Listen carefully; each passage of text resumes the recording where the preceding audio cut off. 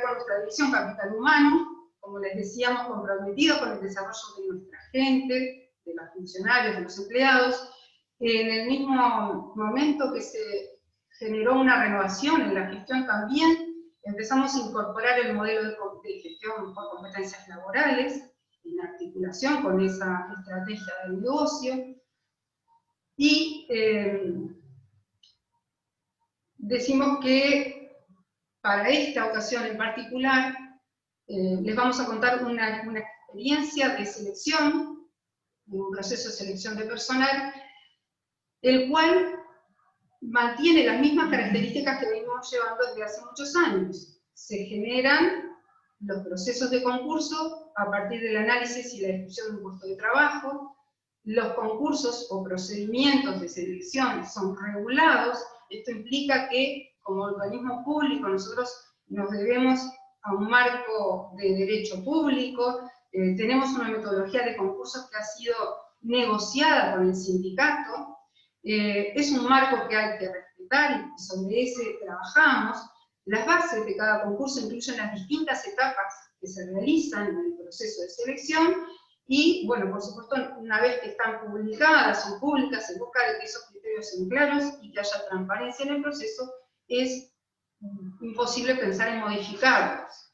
Por esto lo aclaramos y lo decimos, que en el momento que nos tomó la situación que nosotros llamamos del día D en Uruguay, de la pandemia COVID-19, se detectaron los primeros casos en Uruguay, nos encontrábamos, bueno, con esta metodología, este procedimiento de selección, y a su vez, bueno, las medidas sanitarias que el gobierno determinó y que las empresas fueron asumiendo, ¿sí? Como por ejemplo, lo que fue principal medida, el distanciamiento social.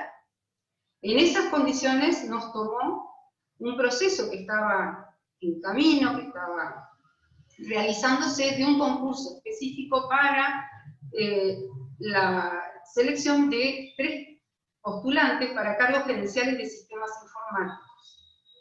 El concurso estaba bastante avanzado, pero faltaba la evaluación del perfil de los candidatos, cuando nos encontramos con esta situación de emergencia sanitaria.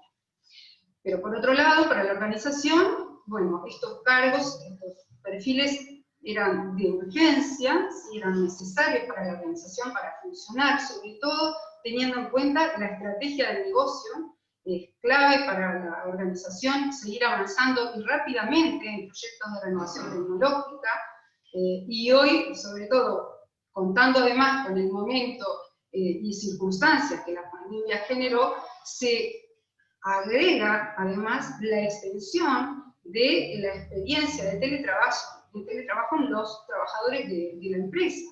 Si bien nosotros ya estábamos encaminados en algunos desarrollos de teletrabajo, eran pocos los funcionarios que estaban trabajando al momento que comienza la pandemia.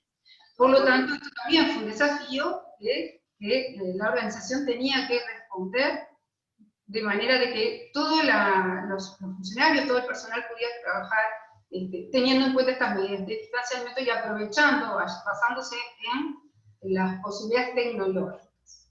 Por lo tanto, estos cargos gerenciales eran claves. Por supuesto que el concurso en esta etapa no podía realizarse de la forma tradicional, o sea, a través de evaluaciones y entrevistas presenciales. Por lo tanto, este fue el gran desafío que tuvimos que considerar y, bueno, responder a él. María Laura les va a contar cómo seguimos. Bien. Entonces vamos a la estrategia que aplicamos en esa situación. Primero decir que, como les comentaba Elena, hay una decisión específica de que esa evaluación se desarrolle en forma virtual, de manera virtual.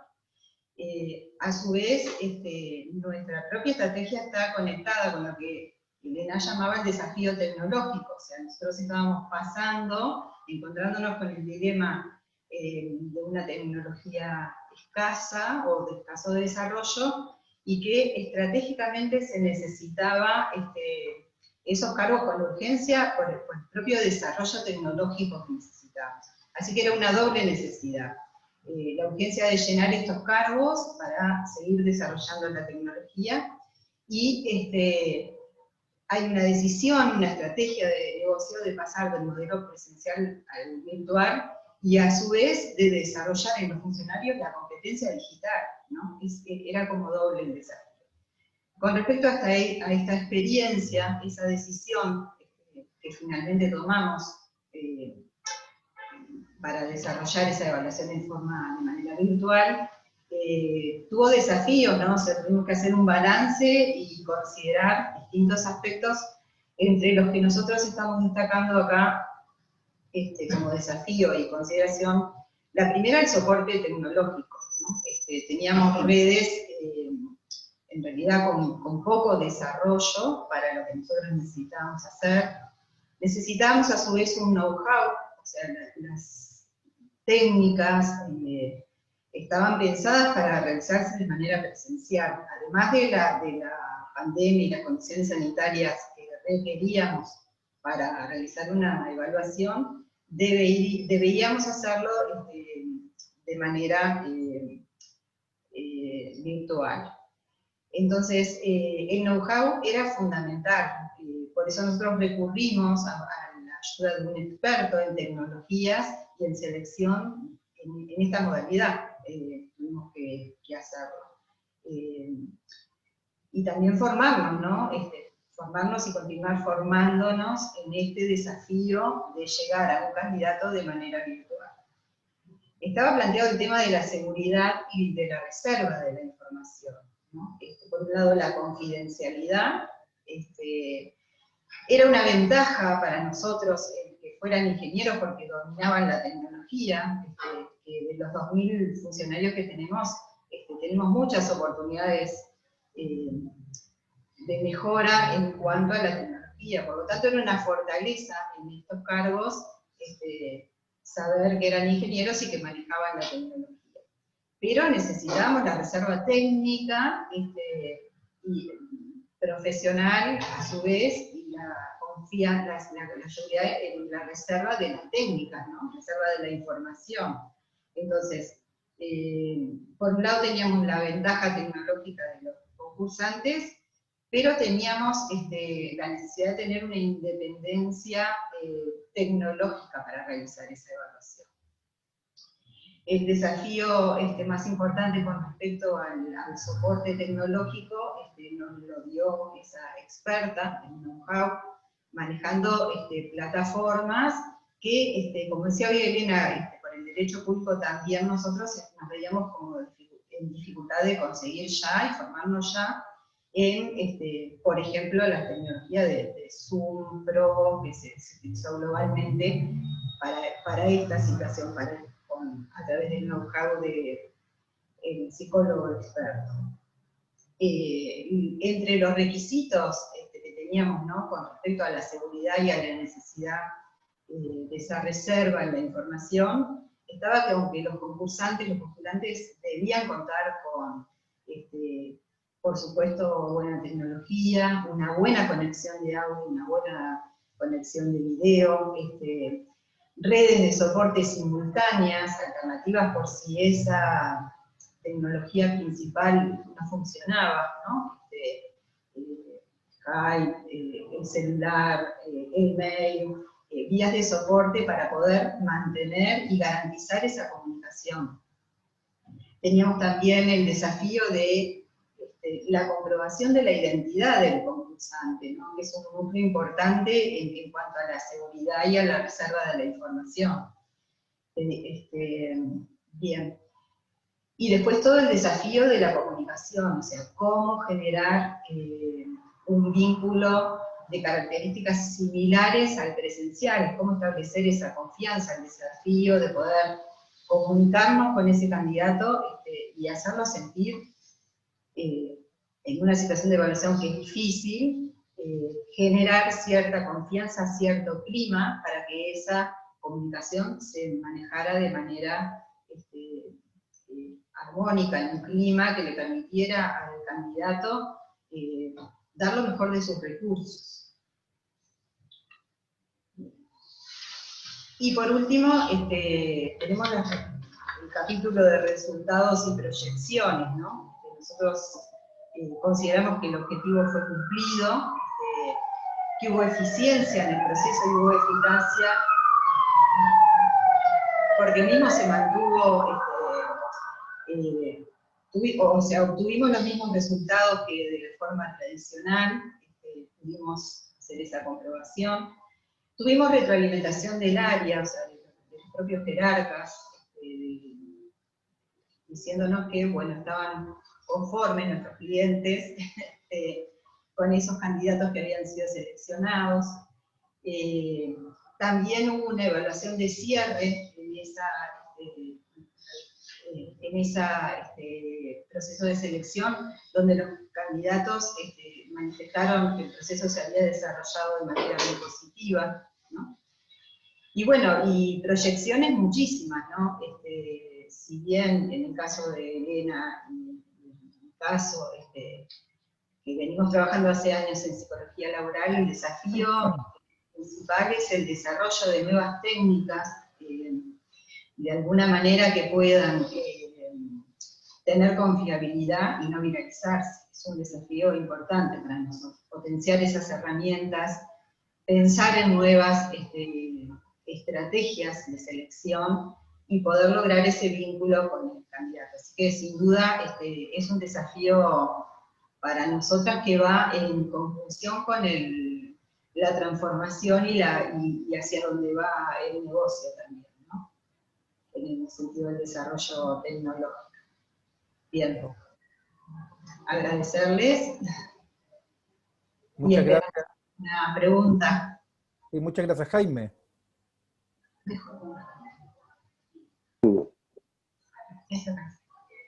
Estaba viendo, están llegando varias preguntas, estábamos tratando de ordenarlas. Respecto de este tema, están apareciendo varias, vamos a sacar algunas de las que tenemos acá. Dice, con respecto a la confianza, ¿qué debieron tener en cuenta para generar confianza en una entrevista a distancia? Esa es la pregunta para María Laura y Elena. Bien, muchas gracias. Sí, sin duda la generación del vínculo es el pilar fundamental para poder desarrollar cualquier evaluación. En el caso de la evaluación realizada de manera virtual, el desafío es doble porque hay que mantener un compromiso del candidato, ¿no? Una cercanía, y hay que estar chequeando permanentemente de que lo tenemos con nosotros, ¿no? O sea, que lo tenemos con confianza, formulando más cantidad de preguntas, por ejemplo, es una técnica que nos hace tener mucha más retroalimentación del candidato en ese momento, ¿no? Algunos tips como esos. Generar encuentro, bueno, pasa fundamentalmente por el lado de la comunicación y del manejo de las vías alternativas, ¿no? O sea, estar ahí chequeando, viendo que alguna vía nos pueda fallar y tener siempre como un plan B, ¿verdad? Si estoy manejando el Zoom, tener el Skype a mano, tener el mail, tener el WhatsApp, o sea, tener todos los mecanismos para poder ser responsables de que ese espacio no se corte, ¿no? Más allá de los requisitos que se le piden al candidato, ¿no? De que mantenga, por supuesto, el tiempo, el espacio, que prevea ese momento de evaluación. Que no haya interrupciones, Exacto. como nos pasó ahora, que pasó una sirena mientras hablábamos, digo, son cosas que hay que intentar poder controlar en estas situaciones virtuales. Sin duda requiere de un rol mucho más activo, porque debemos compensar alguna falta de retroalimentación que obtenemos en lo presencial, que es, yo diría en muchos casos, insustituible. Así que bueno, el desafío es desarrollar nuevas técnicas, cambiarlas y seguir investigando en este campo. Pero sin duda hemos tenido una chapa, no solo en esta experiencia, sino en todo lo que tiene que ver con el uso de la tecnología, los tiempos que nos ha acortado como organización, ya sería objeto de otro tema, pero bueno, vamos sin duda la ventaja del uso de la tecnología. Bueno, muchas gracias a ambas, Estela, María Laura, por la exposición muy atractiva. Tenemos muchas preguntas para las organizaciones. Yo quisiera recordarles el tema de la encuesta de satisfacción que les pedimos. Acá estoy compartiendo la dirección, que es www.menti.com.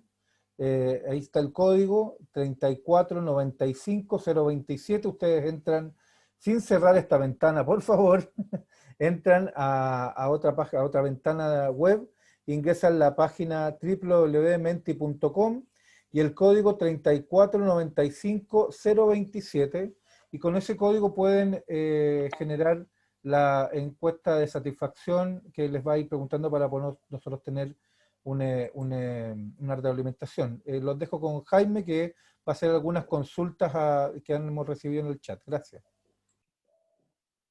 Sí, agradecer a todos quienes han hecho consultas a través del chat, también a través de Facebook Live, también hemos recibido otras preguntas. Hemos estado ahora tratando de consolidarlas en una. Aquí ahí aparece para Adriana,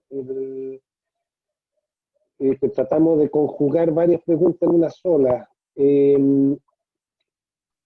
¿Cuál es la diferencia o cómo se entiende el focalizarse en las personas en vez de focalizarse en los procesos? Andrea, ¿respondo yo? ¿Respondes tú? Responde tú, y si, no sé, de repente si hay alguna precisión desde la empresa nosotros la hacemos. Perfecto, Andrea. Bueno, ¿qué significa focalizarse en las personas? Significa revalorizar el factor humano, porque en este momento, ante la incertidumbre global, y volvemos al problema de la angustia en el futuro, es tremendamente importante considerar un elemento clave.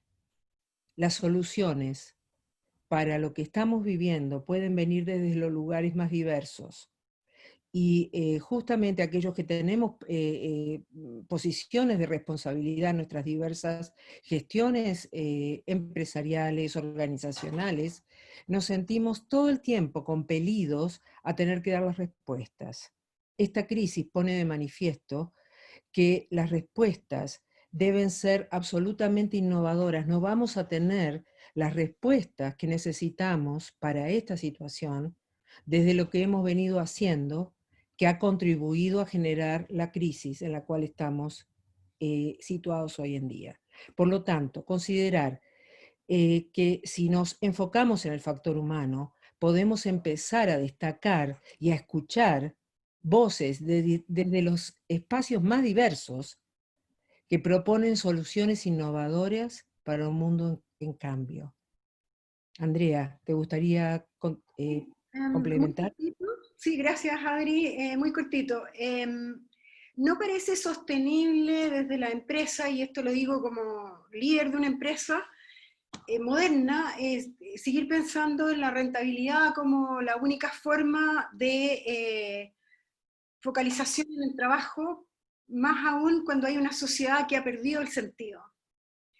O sea, tenemos una sociedad muy difícil de navegar, donde la gente necesita, y los chilenos especialmente, hay una encuesta que respalda esto, donde especialmente definen la búsqueda de sentido como algo importante para su felicidad y desarrollo.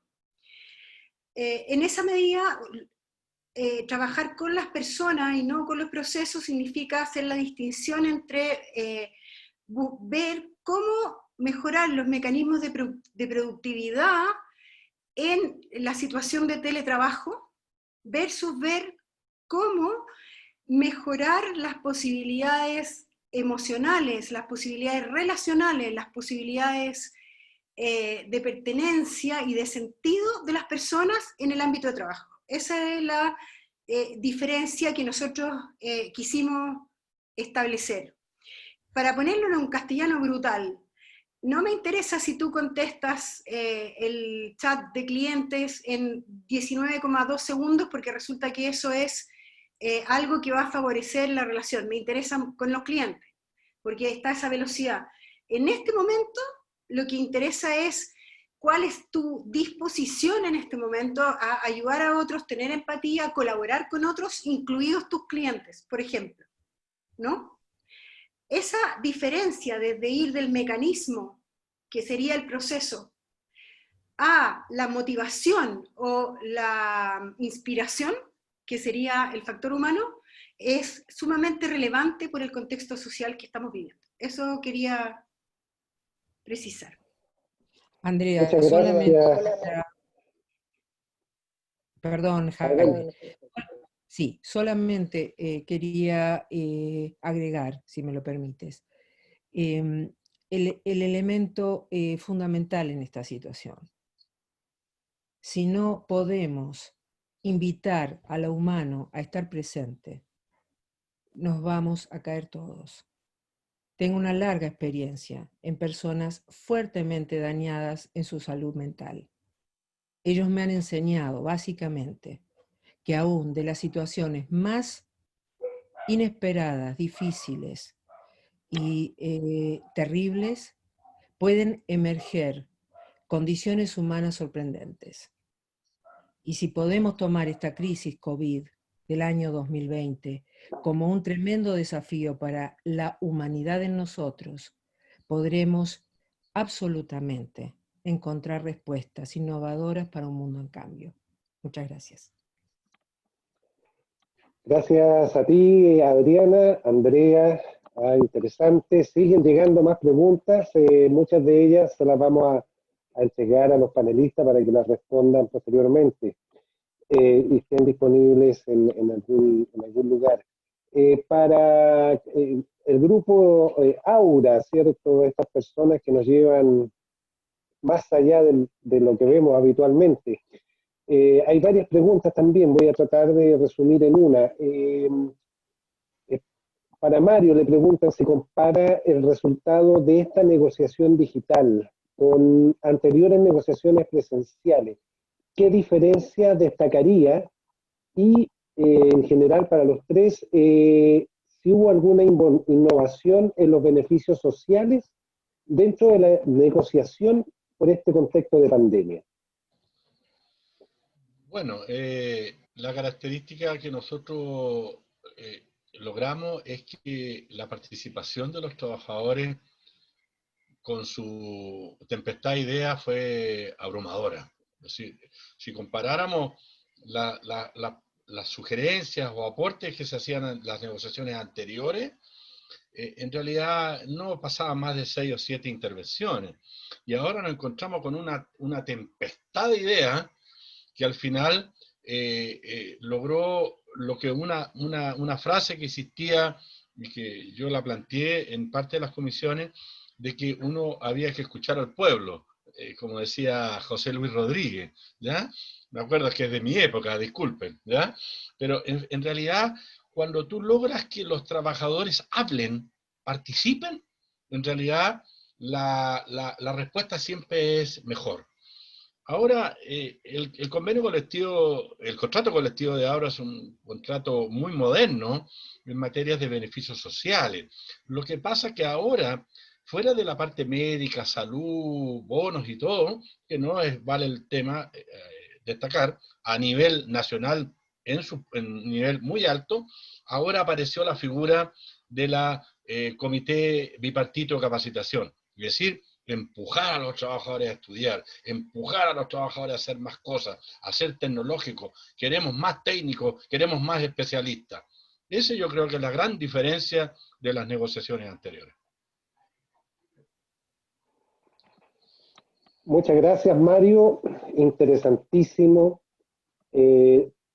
Para nuestras queridas amigas de Uruguay también hay varias preguntas. La mayoría de ellas se centran primero qué aspectos concretos del proceso que realizaron, sea la entrevista, si hicieron pruebas, cómo hicieron las pruebas de conocimiento virtual, sería una pregunta, y la otra es si están dispuestos a mantener esta metodología aunque termine la pandemia. Bien, contesto la primera parte entonces. Nosotros estábamos, como les decíamos, en proceso, en un concurso, y ya quedaba la última etapa, que era la evaluación de los perfiles psicolaborales de los concursantes, y bueno, qué cercanía o qué brecha podía haber respecto al perfil del cargo. ¿Sí? Esa fue la parte de la etapa en la que había quedado cuando surgió la nueva normalidad, digamos. Eso implicó definir una estrategia de evaluación, porque no se podía saltear esa evaluación, estaba dentro de las bases del concurso, y bueno, se tuvo que hacer completamente en versión virtual. Eso implicó una parte de puesta de pruebas psicotécnicas, de test, normalmente se les conoce por test, o sea que fue la presentación de esas pruebas que debían ser realizadas de manera virtual, y también parte de la evaluación psicolaboral incluía una entrevista, ¿sí? Y la entrevista también fue de forma virtual. Sin duda que la entrevista es el aspecto, digamos, que requiere más esfuerzos para no perder, como decían los presentadores del primer tema, el factor humano, ¿sí? Es esencial la entrevista, es clave en cualquier proceso de selección. Pero se hicieron esas dos actividades diferentes dentro del formato virtual. Sin duda, a ver, es una oportunidad, y lo estamos pensando para considerarlo en otras situaciones y oportunidades futuras, desarrollar y potenciar estas formas de evaluación y de acercamiento a los concursantes. La otra pregunta que tiene que ver con si realizaremos evaluaciones y bueno, y los resultados. Tenemos que decirles que el día D, como les comentó Elena al principio, fue el 13 de marzo, el concurso se realizó, la evaluación psicolaboral fue el 14 de abril, por lo tanto los candidatos tienen apenas 3 meses en sus cargos. De todas maneras, nosotros tuvimos una pequeña entrevista o evaluación con sus jerarquías, como para ver la conformidad en el desempeño del cargo. Y bueno, como yo les había comentado, la evaluación fue positiva con respecto a eso. ¿Alguna pregunta más? ¿Alguna aclaración? Muchas gracias, María Laura y Elena. Hay varias preguntas que se nos van a quedar porque son muchas. Las vamos a reunir y recuerden que luego de terminado este webinar, se publican conclusiones, también vamos a tener preguntas respondidas para cada uno de los expositores que podemos publicar también en el sitio de la red, redcompetencias.org, para que puedan ingresar ustedes posteriormente y revisarlas. Bueno, a continuación quiero dejar con ustedes a Leonard Mertens. Leonard Mertens es parte del Comité Internacional de la Red Latinoamericana. Nos acompaña hoy. Leo, adelante por favor, con tus comentarios finales y conclusiones. Sí, muy buenos días. La verdad, fue muy rica la presentación. Le voy a compartir mi pantalla. ¿Sí me están viendo esta parte?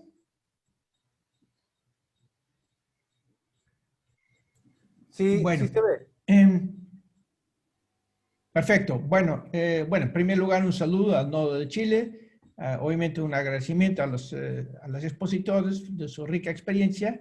Y bueno, en resumen, ¿qué hemos visto? ¿No? En primer lugar, como decía Nina, hay una relectura de las competencias que emergen en el contexto actual, ¿no? El tema digital, teletrabajo, todo lo socioemocional, obviamente también el tema cambio climático, que al final lo que hace es cambiar, desarrollar o reorientar las competencias de nosotros que estamos en el ámbito de recursos humanos. Esa es mi primera lectura. ¿En qué sentido? Bueno, vemos primero el caso de la publicidad, la empresa de publicidad, los Quiltros, bueno, la necesidad de trabajar en las personas, el tema de la creatividad, a través de la interacción social, la centrada, mucho más centrada en las personas que en los procesos, la necesidad también, obviamente, hacerlo dentro de un marco de costos críticos, porque para muchas empresas la pandemia significa también poner, digamos, un freno a las inversiones, en este caso inversiones de capital humano. Tenemos que encontrar también la forma cómo hacerlo en un marco de recursos restringidos, ¿no? Pero también de ambigüedad, de dilemas, que no hay propuestas lineales, hay una ruptura en la certidumbre, ¿no? Como comentaba muy bien la consultora.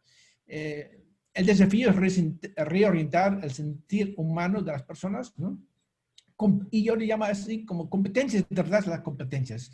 Lo vamos a ver más adelante en un modelito que teníamos en su momento con los cursos de gestión del curso más por competencias, con la OIT, en donde, digamos, muchos de los modelos de competencias se han centrado en la parte de análisis funcional, la parte final, digamos, de la expresión de la competencia, sino poco en la competencia de fondo, ¿no? La competencia de fondo donde cuando nació los modelos de competencias para las organizaciones de Spencer, se centraba mucho en esta parte. En los últimos 10, 15 años ha, digamos, dejado digamos, ese tema y ha centrado mucho más en descripción de la parte final de la competencia, lo visible, lo que es justamente lo que ustedes mencionan, los procesos, las demostraciones de desempeños, pero no necesariamente el fondo de las desempeños. Y eso es lo que vamos a ver un poco más a continuación en las diferentes experiencias que hemos observado o conocido en este webinar. Bueno, centrarse en las personas, ya se ha comentado. Lo más difícil es también cómo sostenemos modelos centrados en las personas en el tiempo, ¿no? Eso es un desafío donde, claro, se habla de resiliencia, pero bueno, ¿qué se entiende por resiliencia y cómo se traduce resiliencia en algo aprendible y aprendible sostenerlo en el tiempo, en el contexto actual? Me parece que esto es un desafío que en el tiempo se va a tener que desarrollar y probar, ¿no? Cómo entender esta competencia de manera más precisa. La importancia de contar con un modelo de intervención, bueno, fue en los 3 casos. Sin un modelo de intervención podemos hacer muchas cosas, pero no hay necesariamente una lógica, una secuencia lógica y no necesariamente la posibilidad, más bien el riesgo de no poder sostener el modelo en la organización y no lograr un cambio sistémico. Un cambio sistémico requiere poner y establecer anclas, ¿no? Anclas de cambio en la organización, y es parte de un modelo que habrá, y ustedes lo decían muy bien, revisarla en función de los resultados y en función de los resultados ir hacia la mejor continua al propio modelo, ¿no? Y bueno, es centrar en la competencia de empatía, relación, fluidez, la relación, todos son claves para la creatividad. Y este es, obviamente, en un negocio de publicidad es clave, pero se vuelve clave para cualquier otro tipo de relación, ¿no? Bueno. Y luego vemos la experiencia de las competencias de cómo hacer una negociación colectiva a distancia. ¿Cuáles son las características de esta competencia? Bueno, igual como la primera y en la última caso, las competencias están en contexto, ¿no? Se requiere un programa de trabajo, se tiene que contar con un modelo estratégico, legal, financiero, organizacional, como marco. Y después viene un conjunto de competencias que los actores de la negociación colectiva tienen que apropiarse, ¿no? Un sistema de comunicación confiable, bueno, también todavía es parte de la infraestructura, pero entonces después viene saber comunicarse digitalmente, en tiempo real, la empatía, ser muy concreto y directo en la comunicación para no perderse, y lograr realmente un diálogo social efectivo, un liderazgo alineado a la cultura organizacional con una visión, proyección, con respeto y congruencia, que tiene que generar confianza de que la organización hay alguien, digamos, hay un equipo de líderes que están orientando la organización a algo que a todos nos conviene y a todos nos podemos, digamos, proyectarnos como algo relevante, ¿no? Para nosotros, que nos motiva, ¿no? Que nos identifica. La conexión entre generaciones, también esta capacidad de cómo incorporar la familia, como comentaba el compañero del sindicato, que en un momento dado, digamos, generar ese espacio también importante, la decisión con votación digital, es decir, aquí ya tener una competencia digital muy importante por parte de los interlocutores de la negociación colectiva, y el foco en el bienestar social en el proceso de cambio, ¿no? Bien. Entonces tenemos el caso Y también el punto clave, salir de la rutina del pasado, abrir ventanas a nuevas formas de trabajar y interactuar, como yo diría más de competencia de fondo que tenemos que tener en el ámbito de recursos más a cargo de negociación colectiva. Bueno, en el Banco del Estado, de Seguro del Estado, encontramos la función de selección a distancia, ¿no? Nuevas competencias que tenemos que desarrollar en recursos humanos para la selección. Primero, igual como en los otros casos, se debe contar con un modelo, en este caso ya se cuenta con un modelo de competencias como marco, con descripción de puestos, roles por competencia. Si no tenemos esto, difícilmente podemos hacer adecuadamente una selección, nada más que habrá que revisar esos marcos en función del contexto actual, lógicamente. Entonces ahí empieza un factor de complejidad. El sistema de concurso como referencia, o sea, ya se tiene un sistema de concurso, nada más hay que actualizarlo, adaptarlo al contexto actual. Seguimiento de nuevos perfiles, ahí están los desafíos. Bueno, todo el tema de digitalización, pero son perfiles donde todavía no tenemos referentes previos, ¿no? No es algo todavía que podemos recurrirnos lo que ocurre en la organización y sobre esto hacer un perfil, sino un perfil sobre una situación a donde queremos, pensamos que donde tenemos que ir, sin tener la seguridad y la claridad qué es a donde queremos ir en detalle, ¿no? Y ahí empieza la necesidad de encontrar un punto, lo que mencionaron, cómo establecer cómo identificar el potencial de la persona en un contexto no necesariamente donde todo debe ser desde el mira tecnológico, sino también de interacción con las demás personas en la organización. Y ese es un tema clave, saber en la selección, encontrar, digamos, la persona idónea, ¿no? Cuando no hay posibilidad de una selección presencial. Para eso es importante lo que comentaron, la retroalimentación posterior a las áreas para ver si el modelo está en camino correcto o hay que ir ajustando, ¿no? Bueno, y finalmente, bueno, quiero compartir este modelo de competencias que a mi modo de ver los tres casos se encierran, ¿no? O sea, en lugar de centrarnos de que nuestro rol en gestión de recursos humanos se centra y se describe a partir de funciones y tareas, encontramos que las características personales de nosotros mismos en función de una población, en función de uno, digamos, de las personas en la organización, también mirada desde esta óptica, agarra mucho más importancia, ¿no? Lo que no es subir esta parte, aquí hay una parte digital, las competencias técnicas, etcétera, para lograr el impacto, pero de repente nos tenemos que centrarnos más, aparentemente lo que estamos escuchando, en competencias tipo motivacional, de personalidad, de carácter, de conocimientos, de empatía, etcétera, competencias de fondo, ¿no?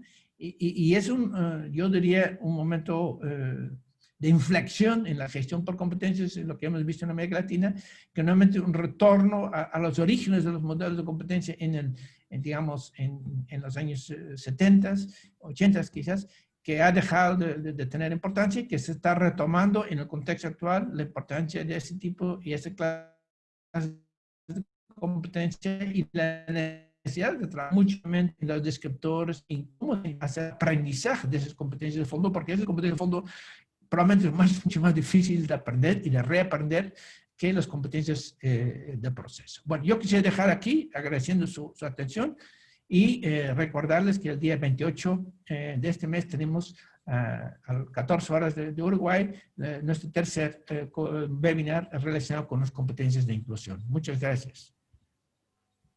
Gracias, Leo. Gracias a todo el Comité Internacional, a Julieta, Nina, Mauricio, a ti, Leo, por las palabras.